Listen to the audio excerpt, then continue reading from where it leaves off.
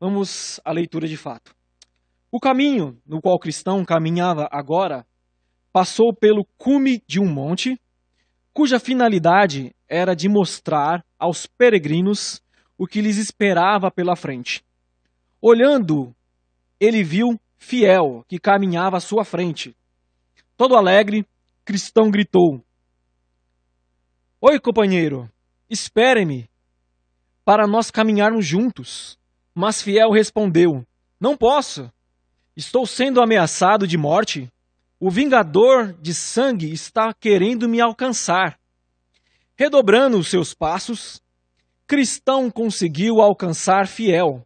Aliás, ficou tão animado que passou na frente dele, de modo que o último ficou em primeiro lugar. Olhando para trás, Cristão sorriu orgulhosamente para seu companheiro.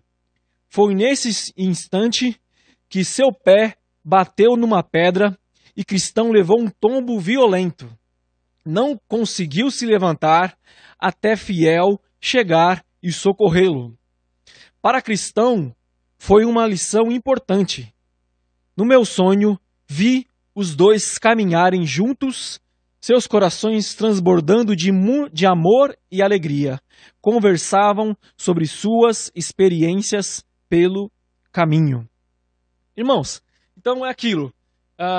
Cristão, ele saiu do Vale da Sombra da Morte e tinha ali um morro, um pequeno morro. Ele conseguiu subir a esse pequeno morro e ele viu qual era o caminho que ele ainda tinha que continuar caminhando. Ele viu que mais à frente ali estava um peregrino, seu companheiro, um conhecido dele, Fiel. Como eu disse no começo, ele já teve notícias a respeito desse peregrino, que ele também estava nessa caminhada rumo à cidade celestial.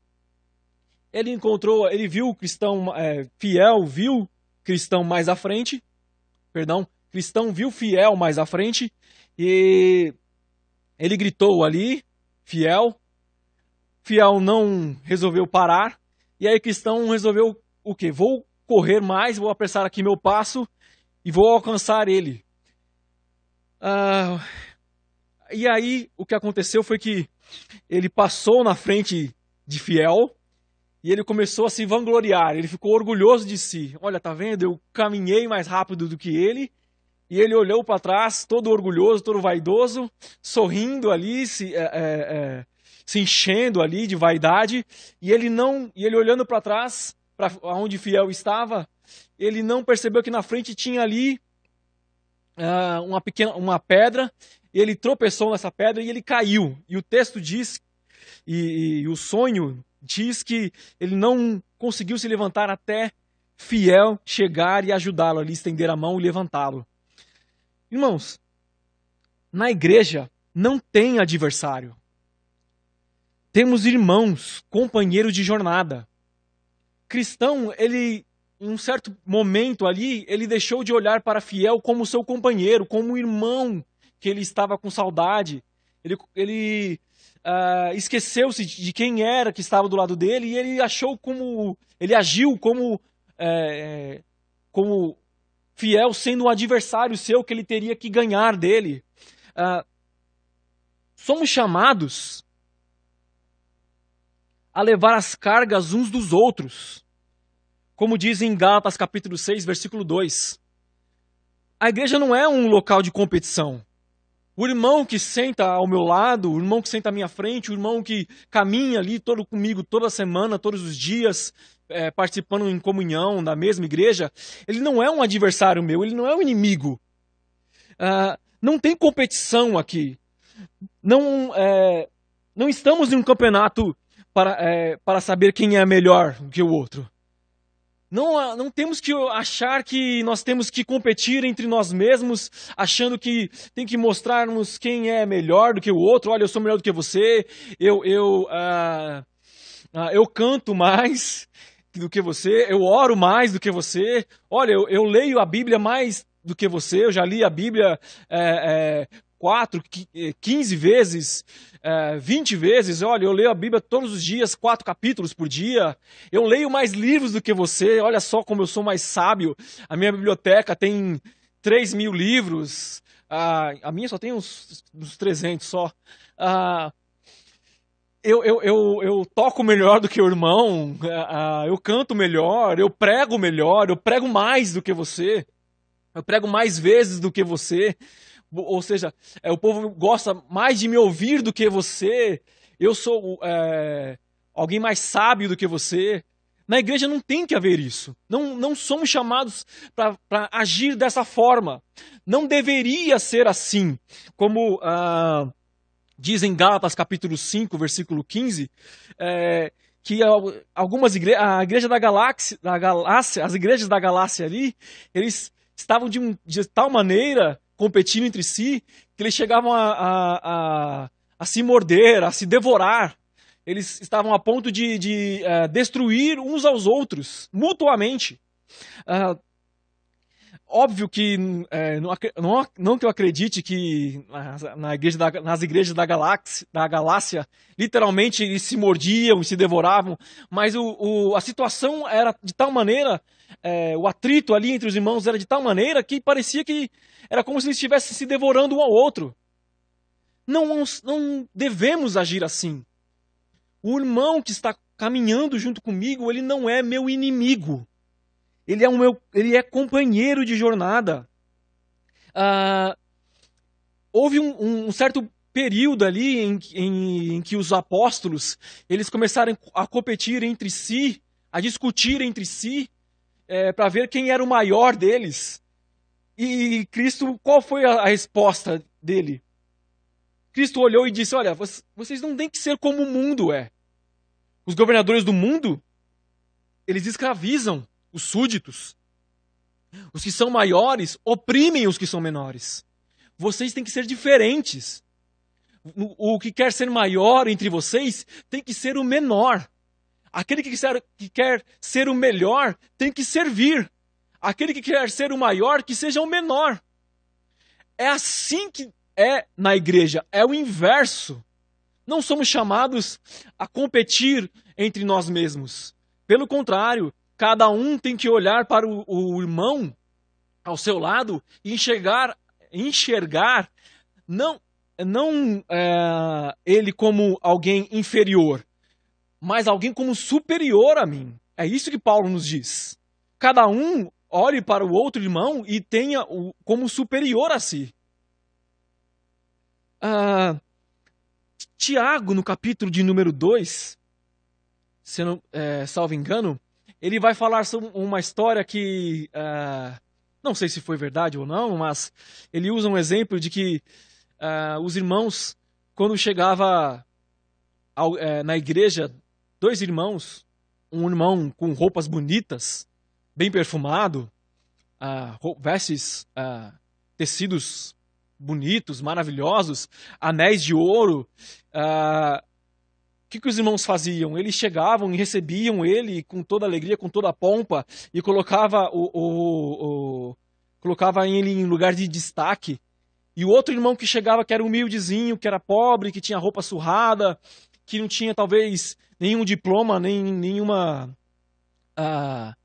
faculdade, que não conhecia muito da escritura, o que eles faziam com ele? Olha, eles olhavam para ele e diziam: fica aqui, fica lá no cantinho, fica lá no canto, lá nos meus pés. Se der um espacinho para você, você fica por lá mesmo, tá bom?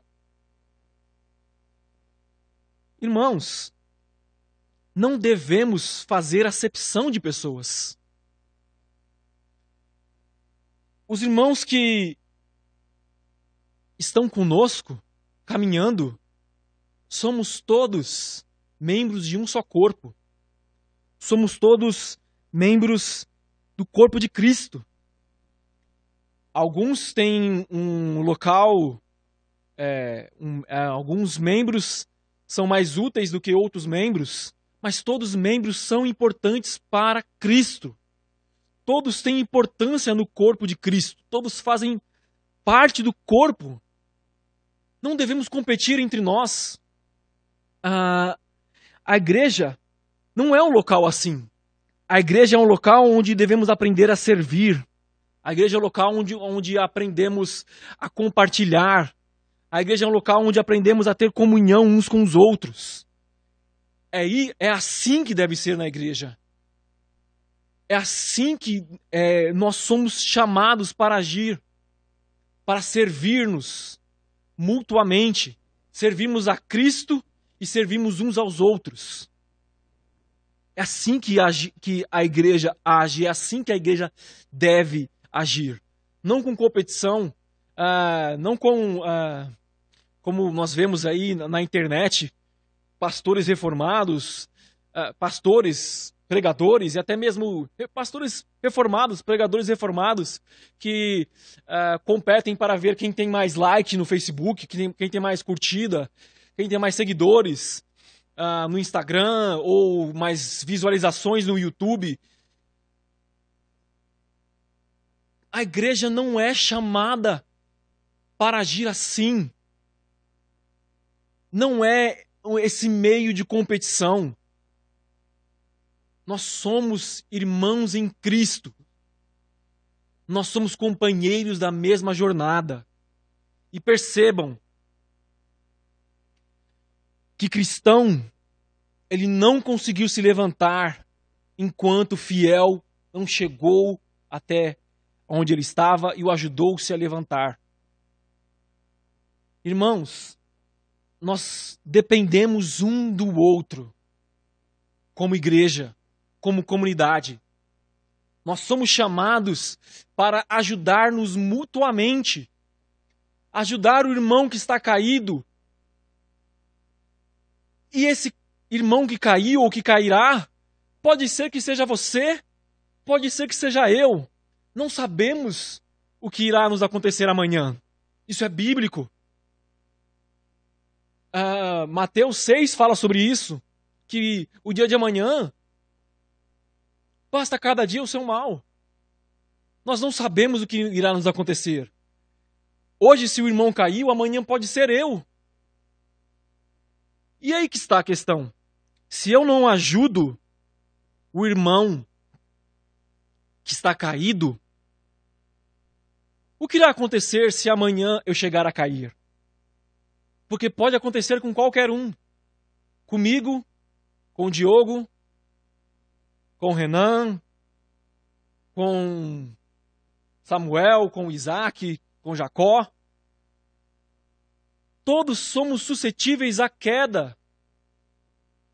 Mas se nós estamos ligados à videira verdadeira, se nós estamos caminhando como irmãos, nós temos o privilégio e a grata felicidade de sabermos que temos irmãos ao nosso redor que nos ajudam a levantar, que estão caminhando conosco. E que, se nós cairmos, eles estão ali de prontidão para nos ajudar na caminhada. Se cristão não estivesse sendo acompanhado por fiel, o que seria dele ali naquele momento que ele caiu? Provavelmente Deus iria enviar alguém para salvá-lo ali daquela situação, mas naquele momento foi fiel. Deus proporcionou um companheiro para que o ajudasse naquele momento. Fiel estava ali de prontidão para ajudá-lo. Não somos chamados a competir para ver quem é o melhor, quem chega primeiro. Nós somos chamados para caminharmos em comunhão, compartilharmos a nossa jornada, servirmos mutuamente. É assim que deve ser o nosso trajeto, a nossa caminhada cristã. Continuando. Cristão falou: meu grande e estimado irmão, fico tão feliz de estar andando com você. Que bom que Deus temperou os nossos espíritos de tal forma que podemos andar juntos neste caminho agradável. Fiel respondeu: eu achei que fôssemos andar juntos desde a nossa cidade, mas você passou na minha frente. Foi por isso que tive que andar este primeiro trecho sozinho. Cristão perguntou: quanto tempo que você permaneceu na cidade da destruição antes de me seguir nesta peregrinação? Fiel respondeu: fiquei até não aguentar mais. Depois que você saiu, muitos andaram dizendo que a nossa cidade seria consumida com fogo. Diziam que o fogo do céu iria reduzir tudo a cinzas. Ao que Cristão perguntou: o quê? É isso que os vizinhos andaram dizendo? Fiel respondeu: sim. Durante algum tempo o povo não falava de outra coisa. Cristão respondeu: mas não estou entendendo. Somente você resolveu fugir dessa cidade? Desculpa. Somente você resolveu fugir desta grande destruição? Fiel respondeu: veja bem, o povo andou falando muito.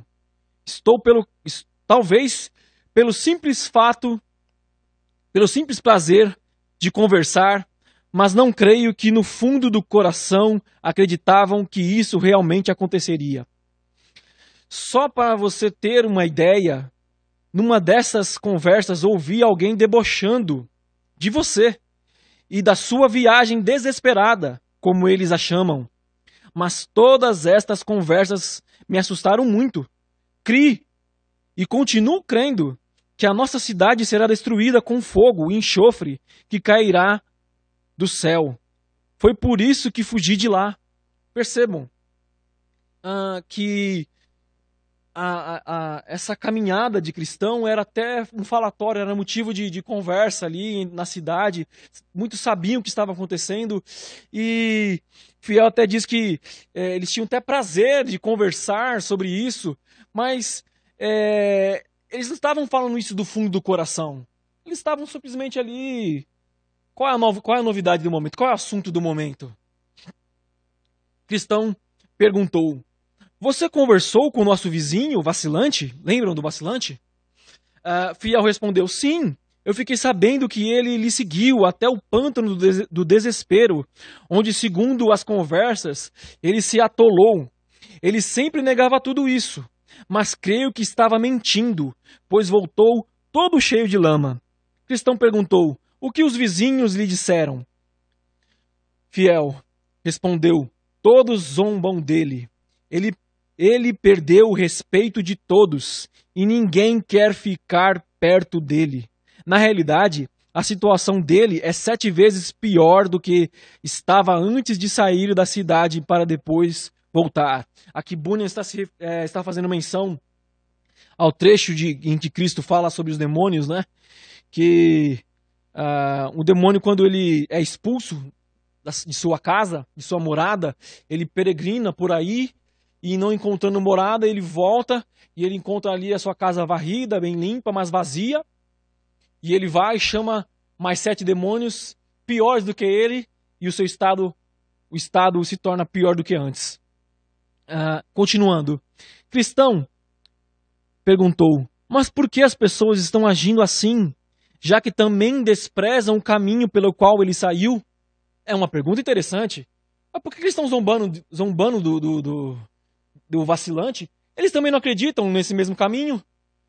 Fiel respondeu: aí que está.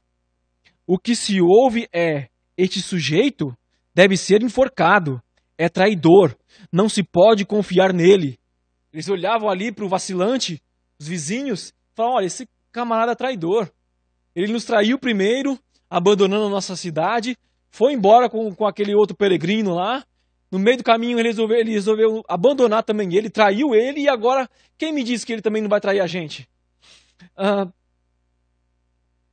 Parece que Deus está deixando que seus inimigos façam isso para compreender que naquela cidade não há verdadeira amizade. Ele falou: olha, Fiel dizendo, Deus permitiu que isso acontecesse para que vacilante percebesse que ele não tem amigo verdadeiro ali. Eles zombam dele. Alguns até o chamam de traidor, querem enforcá-lo. Mesmo com tudo isso, o vacilante resolveu continuar naquela cidade da destruição. Mesmo sabendo que ela seria destruída pelo fogo dos céus, por fogo e enxofre, mesmo o povo zombando dele, mesmo alguns o chamando de traidor, ele prefere viver dessa maneira, viver assim, do que estar na caminhada cristã, na caminhada com seus companheiros, buscando a cidade celestial. Cristão perguntou então: antes de você sair de lá, deu para conversar com ele, com o vacilante? Fiel respondeu: uma vez eu o encontrei na rua, mas ele debochou de mim. Parecia que estava com vergonha de ser visto comigo. Não é assim, irmãos? Não é assim com os nossos colegas com quem nós convivemos ou convivíamos? Eles têm vergonha do que nós somos agora. Aí eu nem tentei conversar com ele. Ele estava com vergonha de ser visto comigo. Aquele que outrora estava na caminhada, por causa dos intempéries, ele resolveu voltar, e agora ele tem vergonha daquilo que um dia ele defendeu. Ele tem vergonha daquilo e dos irmãos. Quantas vezes passamos por isso? Por situações assim. Encontramos uma pessoa que outrora estava no nosso meio, tentamos conversar com ela e agora ela tem vergonha, ela não quer falar mais sobre isso, evita do assunto, quer falar sobre qualquer outra coisa. Às vezes até evita ser vista conosco, porque ele tem receio do pessoal achar que ele voltou para a igreja, ele voltou a ser cristão de novo. Ele sente vergonha agora. Ao que Cristão respondeu: quando eu primeiro saí de lá, tive esperanças por aquele homem, mas agora temo que seu fim será junto com o povo daquela cidade. Ele agiu conforme o ditado: o cão voltou ao seu próprio vômito, e a porca lavada voltou a revolver-se na lama. Aqui citando Pedro. Ao que Fiel perguntou: eu penso a mesma coisa, mas o que se pode fazer num caso desses? Cristão respondeu: bem, vamos deixar o nosso vizinho, já que não há nada que podemos fazer para ajudá-lo, e conversar sobre coisas mais recentes. Gostaria de saber um pouco sobre algumas das suas experiências no caminho. Sem a menor dúvida, você já passou por muitas coisas. Ao que Fiel respondeu: eu consegui passar pelo pântano do desespero, sem cair dentro, como aconteceu com você. Cheguei até a porta sem passar por maiores perigos. Uma certa libertina veio me tentar. Percebam que ele passou pelo mesmo caminho, mas agora ele chegou ali no pântano do desespero, ele não caiu, ele chegou na porta sem mais dificuldades, mas aqui ele encontrou uma outra pessoa que Cristão não tinha encontrado. Uma certa libertina. Ao que Cristão disse: ainda bem que você não caiu na rede dela. Uma certa libertina veio me tentar e ao que Cristão falou: ainda bem que você não caiu na rede dela. Ela fez o possível para pegar José, também quando trabalhava na casa de Potifar. Aqui Bunyan está fazendo menção ali em Gênesis, né? De que essa libertina aqui provavelmente agiria como a mulher de Potifar fez com José.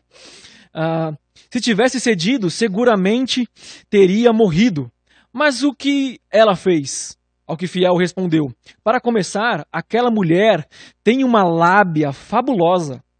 Disse-me que se eu saísse com ela, a minha vida seria maravilhosa. Vejam, ela está tentando aqui enganá-lo. Ao que Cristão disse: mas uma coisa que ela não prometeu foi uma consciência tranquila, não é verdade? Fiel disse: de fato, tudo que ela prometia, a minha carne desejava. Percebam que Fiel, ele disse que a libertina tinha uma lábia fabulosa.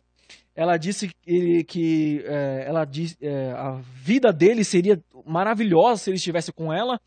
E Fiel também disse que a minha carne desejava ouvir aquelas coisas. A minha carne desejava aquela mulher. Ao que Cristão respondeu: graças a Deus, você não caiu. Quem aborrece ao Senhor cai na rede dela. Fiel respondeu: mas não sei se eu me livrei totalmente dela. Vejam aqui que ele é sincero aqui com o irmão. Está se abrindo ali com sinceridade para ele. Cristão perguntou, como assim? Você não cedeu às pressões dela? Palavras... Desculpa. Você não... Como assim? Você não cedeu às pressões dela? Fiel respondeu, de fato não cedi. Mas eu me lembrei de umas palavras que uma vez li. Os seus pés descem à morte. Os seus passos levam ao inferno. Aqui ele está citando Provérbios. Fechei os olhos para ela não me enfeitiçar com seu olhar. Ela me falou muita coisa, mas eu fugi dela. Cristão então disse, então você não teve outras dificuldades até chegar aqui? Vejam, aqui Bunyan está utilizando essa personagem aqui chamada Libertina. Provavelmente ele tinha em mente ali a mulher de Provérbios, né? A mulher que é chamada de adúltera, a mulher imoral. Bunyan está fazendo referência aqui a essa mulher de Provérbios. Mas, esticando aqui um pouco a respeito dessa personagem chamada Libertina, eu creio que ela refere-se não apenas aos pecados sexuais, mas também à sedução de todo o pecado. Muito certamente, aqui, Bunyan está se referindo sim aos pecados sexuais, mas também à sedução de todo o pecado. Vejam o que diz Tiago, capítulo 1, versículos 14 e 15. Ele fala a respeito disso. Tiago 1, 14 e 15.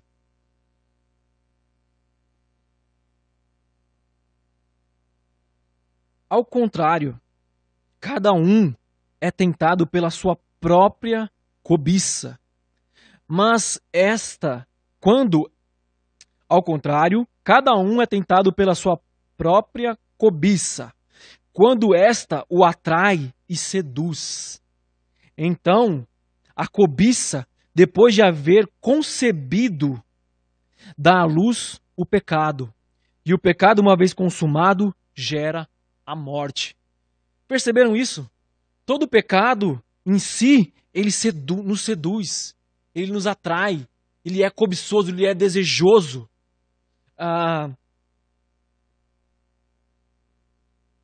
Irmãos, todos nós somos tentados, independente de qual pecado que seja. Todo cristão passa por tentação. E o pecado, ele é atrativo aos olhos.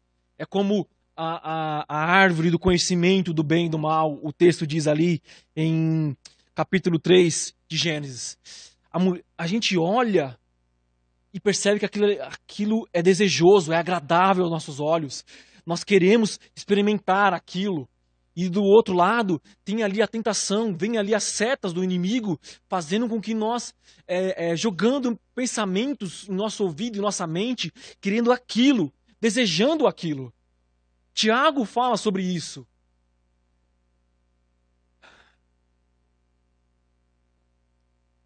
A única coisa que nós podemos fazer, ao primeiro sinal,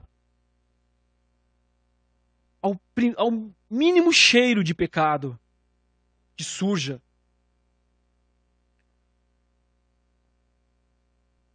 a única coisa que nós devemos fazer, além de orar, além de clamar, é fugir, é nos afastar.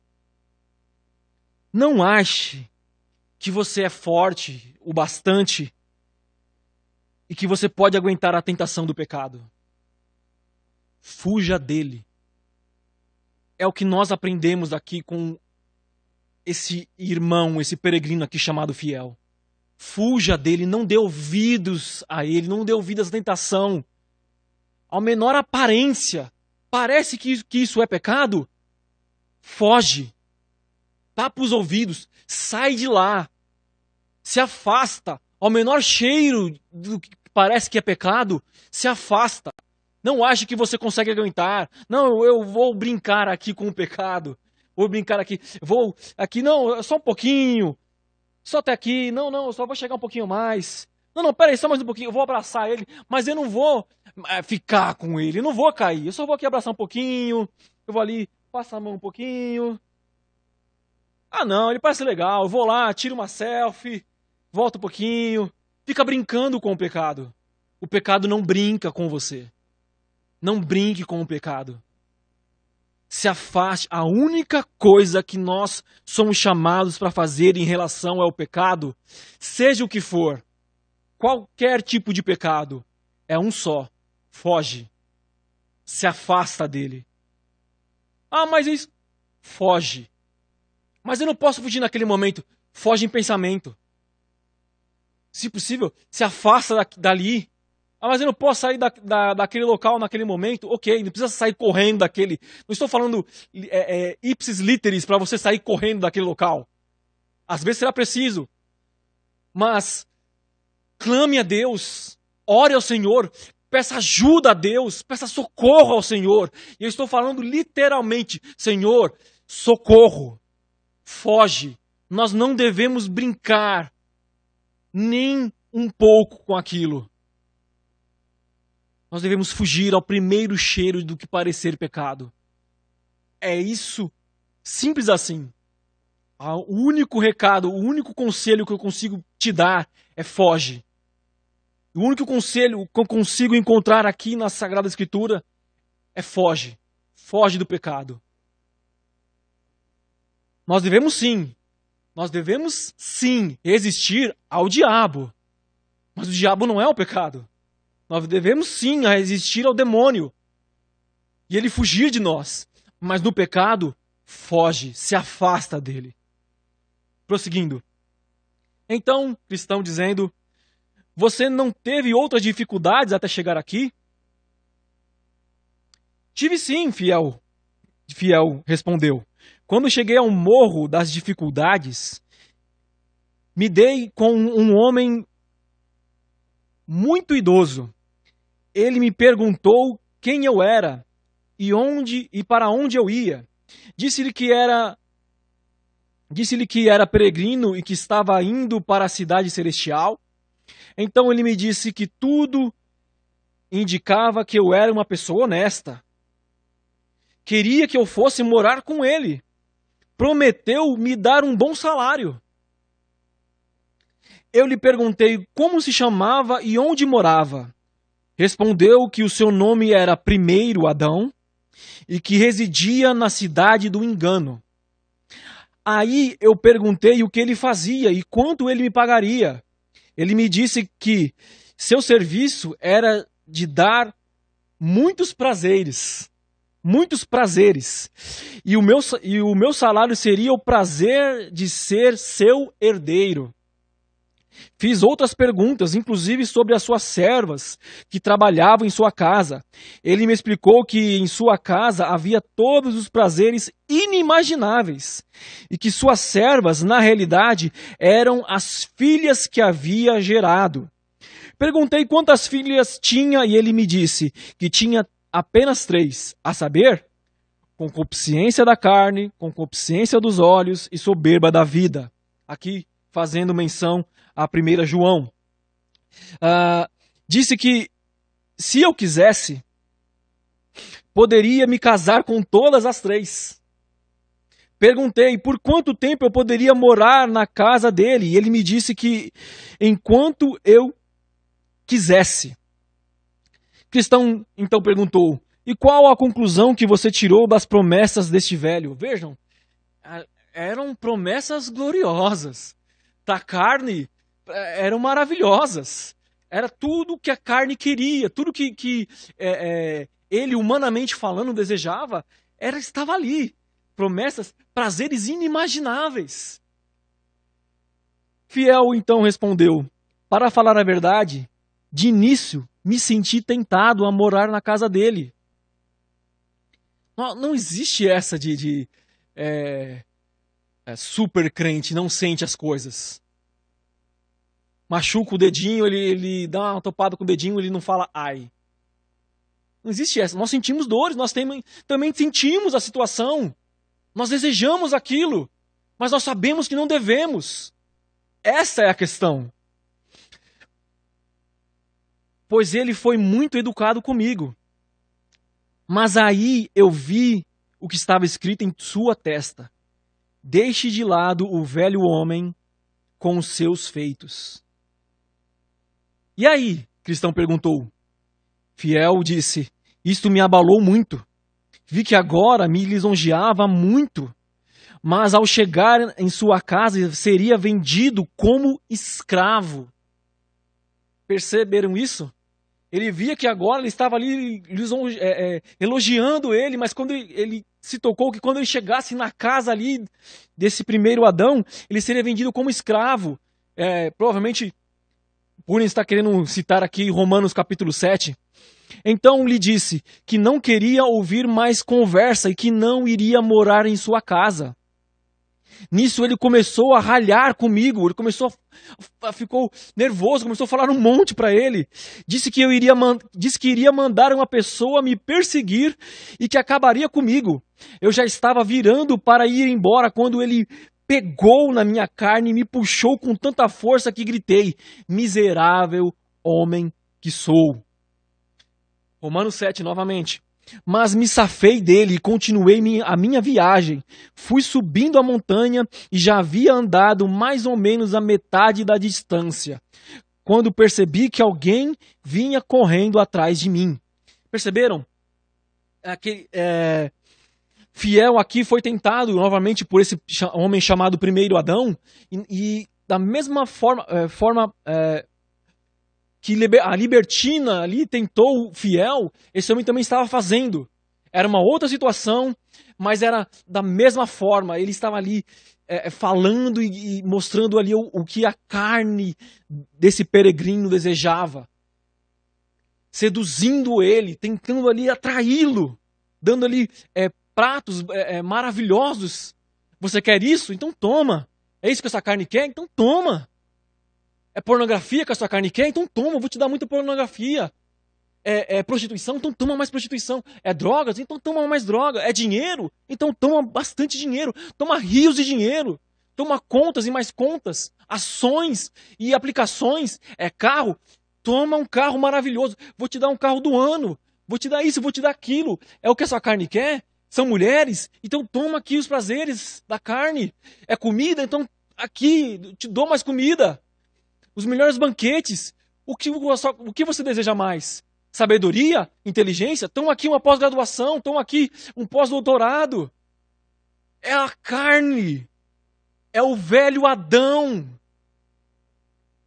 Mostrando ali que o que ele desejava. O que a carne dele desejava. Para quê? Para que ele desistisse da sua peregrinação, da sua jornada, para que ele abandonasse ali o trajeto, o percurso até a cidade celestial, e ele abandonasse de vez e ficasse pelo caminho, derrotado. Continuando. Quando percebi que alguém vinha correndo atrás de mim, veloz como o vento, logo me alcançou num lugar onde tem um banco ao lado do caminho, ao que o cristão respondeu. Foi justamente neste lugar onde eu me deitei para dormir e perdi o meu livro. Fiel continuou. Mas como estava dizendo, meu irmão, quando este homem me alcançou, sem mais nem menos, me deu um soco que me derrubou por terra, deixando-me como morto. Quando eu recuperei os sentidos, perguntei-lhe por que agira assim comigo. Ele respondeu que era isto que acontecia com quem desprezava o primeiro Adão. Nisso, ele me golpeou novamente no peito e caí como morto. Quando acordei, clamei por misericórdia, mas ele me disse que nem sabia o que era isso. Aí me derrubou de novo. Sem dúvida, este teria sido o meu fim, se um homem não tivesse aparecido nesse instante e me socorrido. Quem era este homem? Perguntou o cristão. De início não sabia quem era, mas aí eu vi os sinais dos cravos em suas mãos e uma ferida ao seu lado. Era o nosso Senhor. Concluí que se tratava do nosso Senhor. Com a ajuda dele, continuei minha viagem. O cristão então disse: aquele homem que lhe alcançou no caminho foi Moisés. Vejam que aqui Bunyan está fazendo uma menção entre a lei e o evangelho. Moisés representando ali o Antigo Testamento, a lei que era dura, que era severa, que punia e que não sabia o que era misericórdia. E do outro lado, Cristo, representando ali o evangelho, a graça, que sabe o que é a misericórdia. E não é que a lei é ruim, mas a lei ela é incompleta. A lei precisa da graça, necessita da graça. A lei faz menção ao Evangelho, e o Evangelho faz menção à lei. A lei necessita do Evangelho. É isso que Bunyan está querendo dizer aqui. Ele não poupa ninguém. Aliás, nem sabe mostrar-se misericordioso com aqueles que transgridem a lei. Fiel disse, isto eu sei. Não foi a primeira vez que o encontrei. Foi ele que me avisou quando ainda estava na minha cidade da destruição, que iria ser queimado se permanecesse naquele lugar. Tá vendo? É isso que a lei faz. Você vai ficar aí, você vai ser queimado. Se você continuar aí, você vai ser queimado. Ela não tem misericórdia, ela só traz juízo. Cristão então continuou: você não viu aquela casa em cima do monte, no lugar onde se encontrou com Moisés?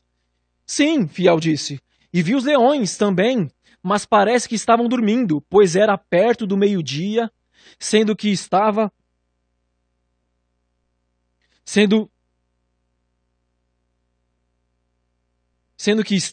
com pressa.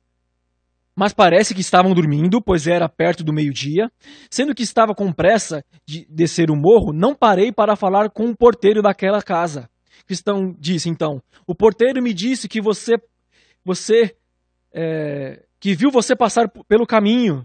Aqui novamente, se eu não me engano, foi até eu mesmo que dei esse estudo em que Fiel fala ali com o porteiro ali da casa, no alto do morro. Minha filha até bem me corrigiu que se vocês pegarem aquele estudo, eu cito cristão, pergunta sobre cristão, eu nem cito que é o Fiel.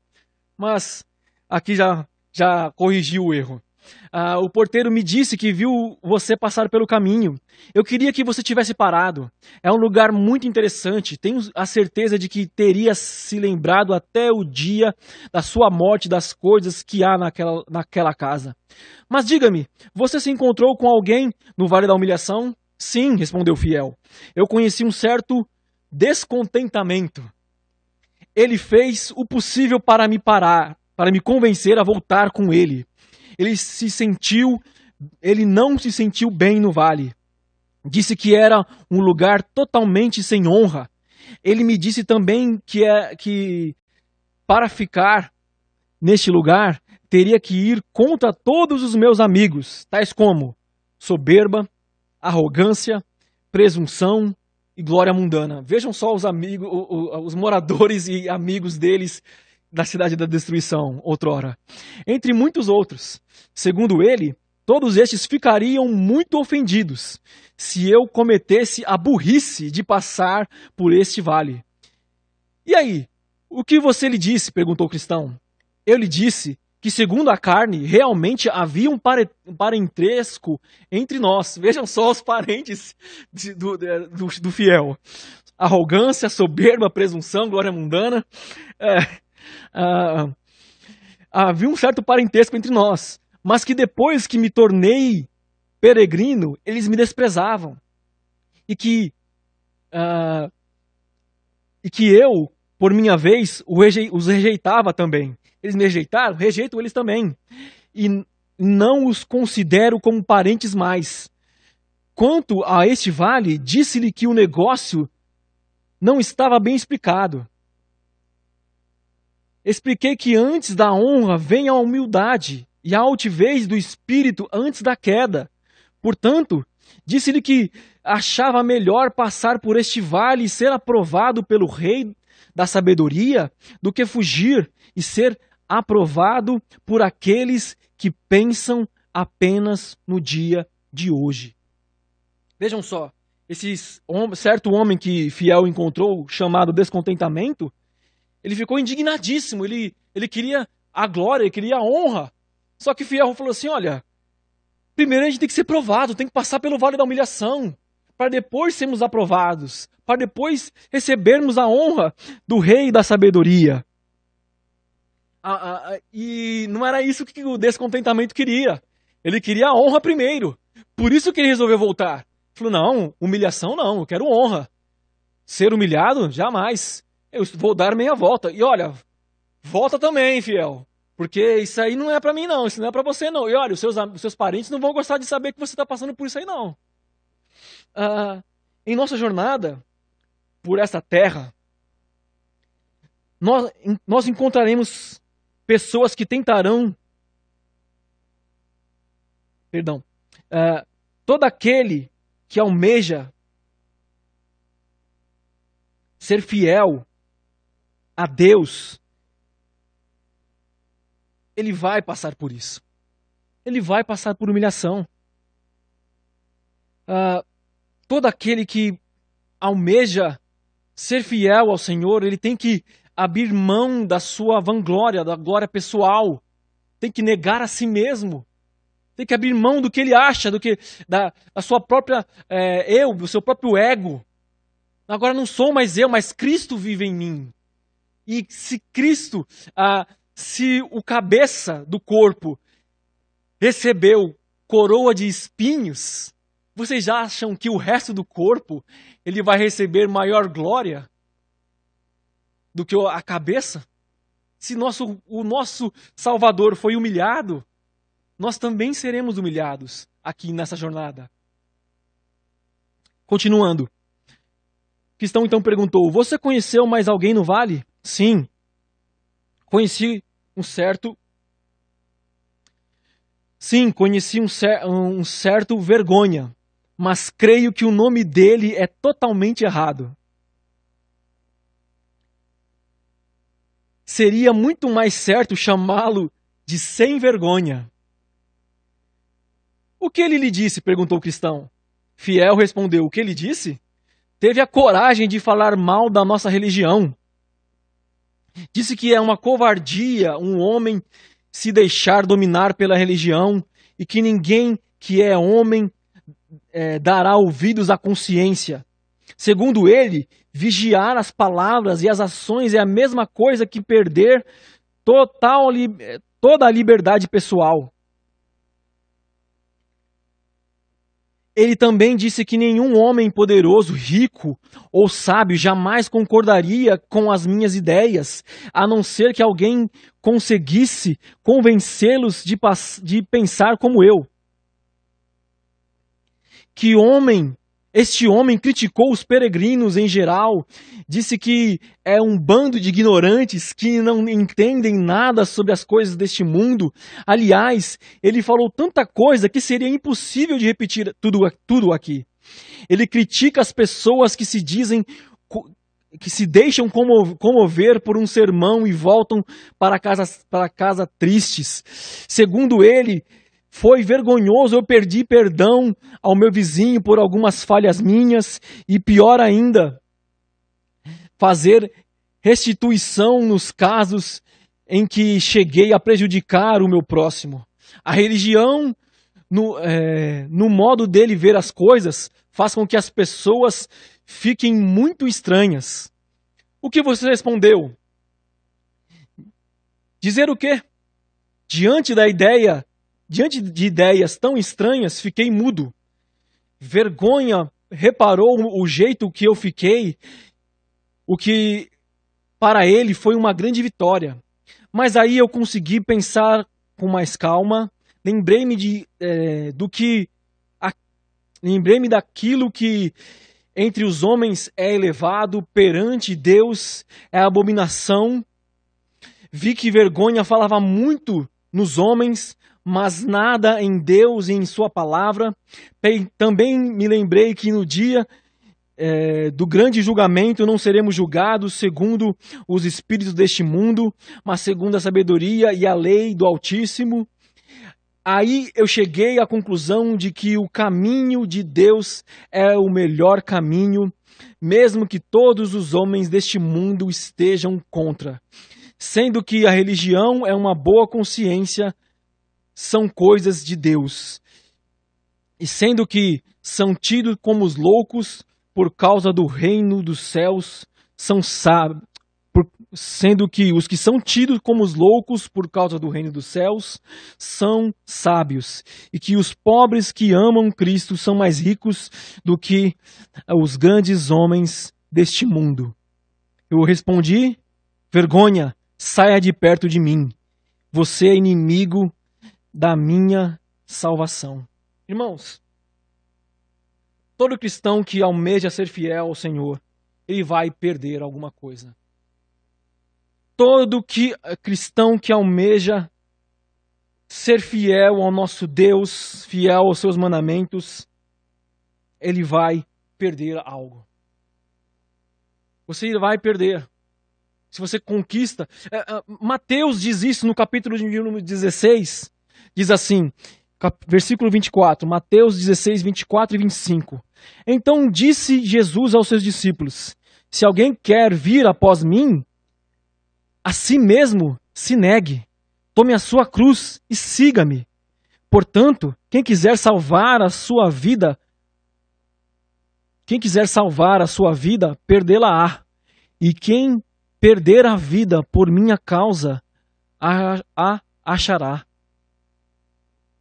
Se você quer ser um cristão temente ao Senhor, que obedece os seus mandamentos, fiel a Deus e a sua palavra, você vai perder. Você vai perder, nem que seja o negar a si mesmo.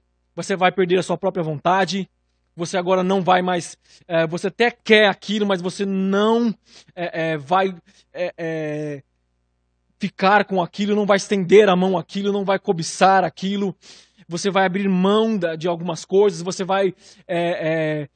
perder algumas coisas, perder amizades, perder negócios, perder dinheiro, perder até mesmo fama, perder respeito por amor a Cristo.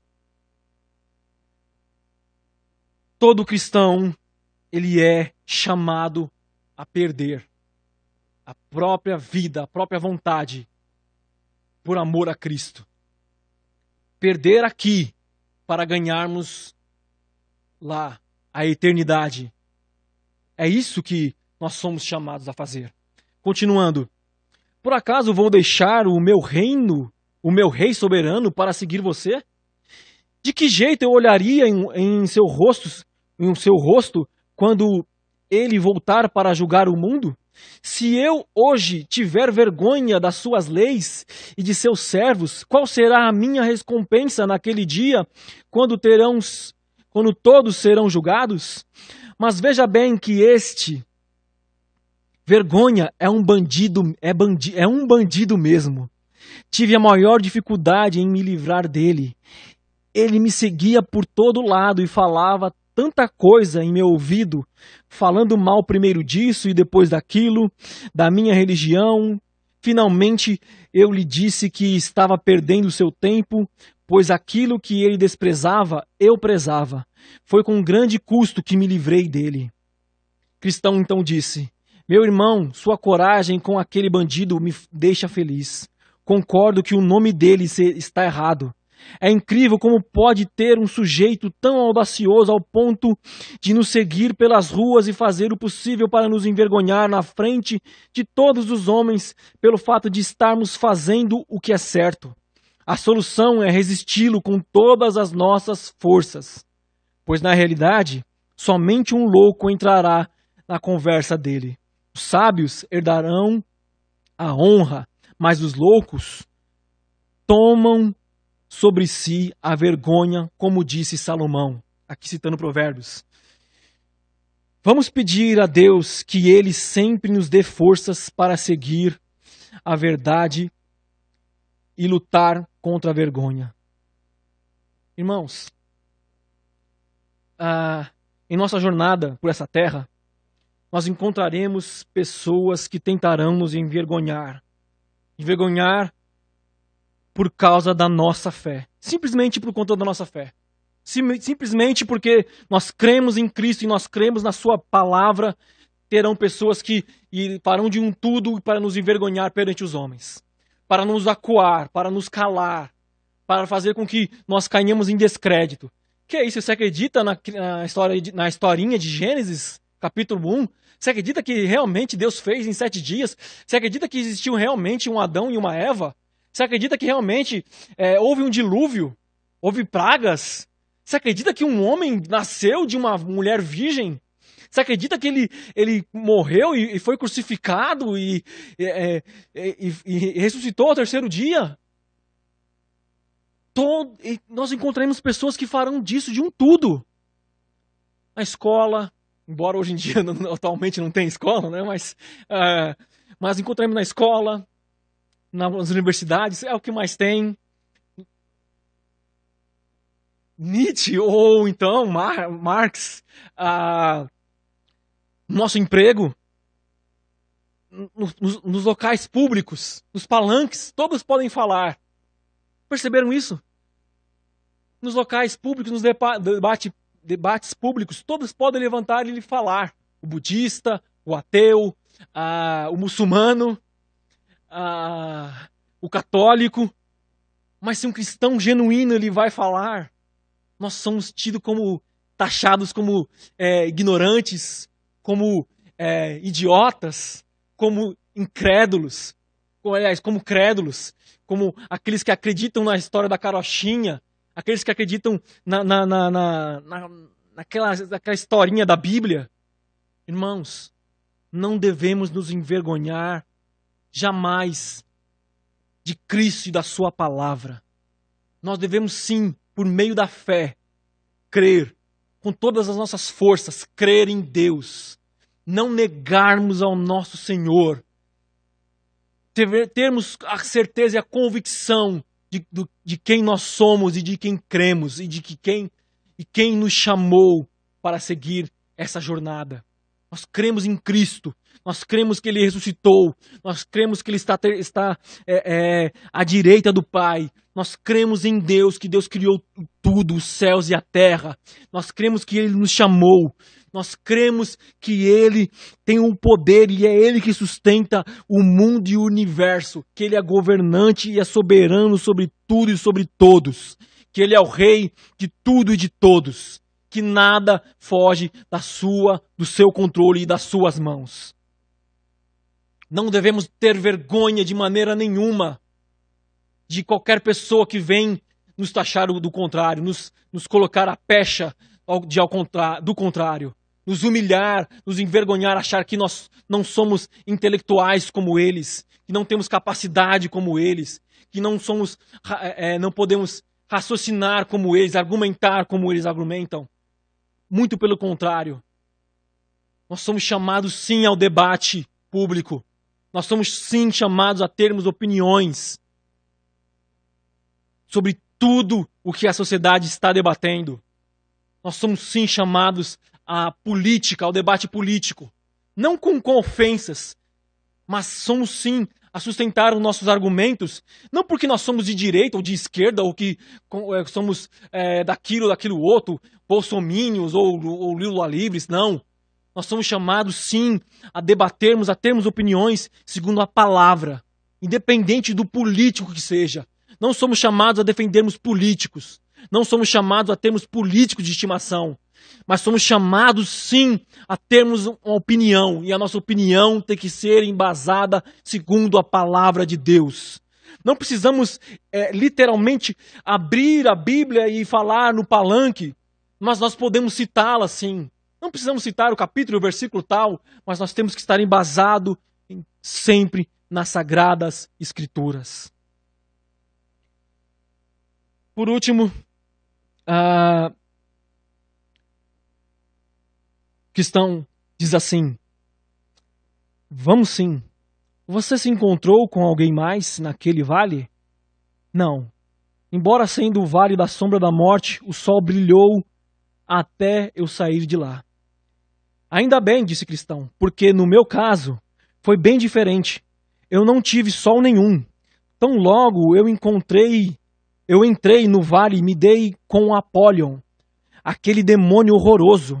Entramos em um combate e achei que isto fosse o meu fim, especialmente quando ele conseguiu me derrubar e pulou em cima de mim.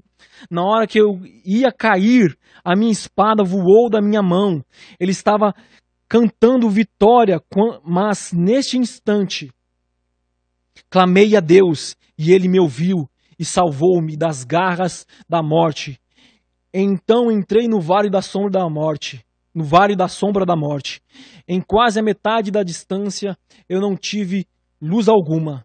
Várias vezes achei que meu fim havia chegado. Mas finalmente o dia clareou e as coisas ficaram mais fáceis para mim.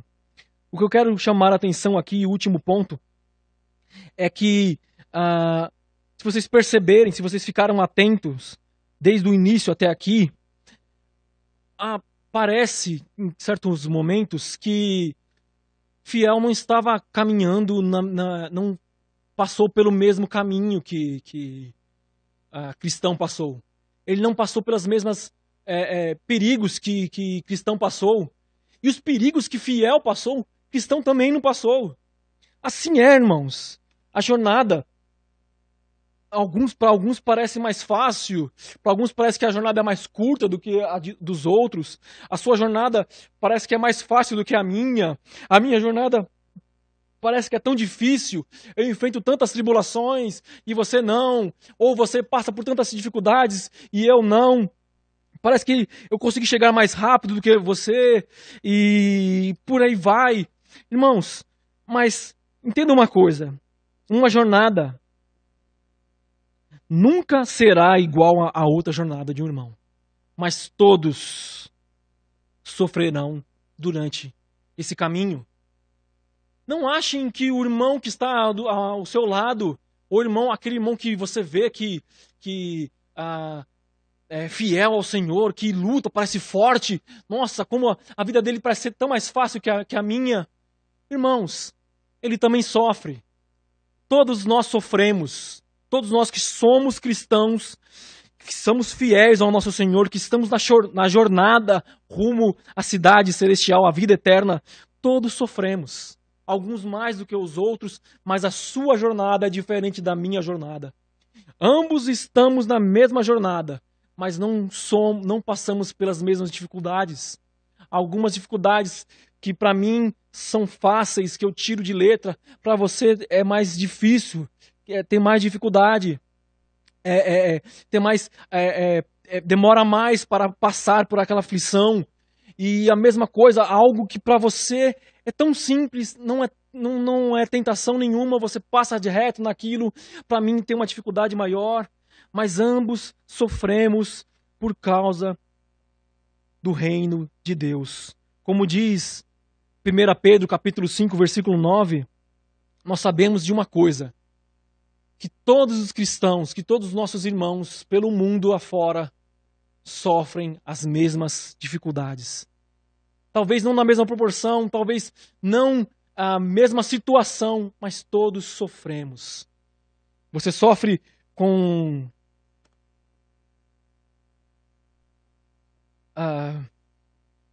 tentações sexuais? Você sofre com dificuldades financeiras? Você sofre com decepções?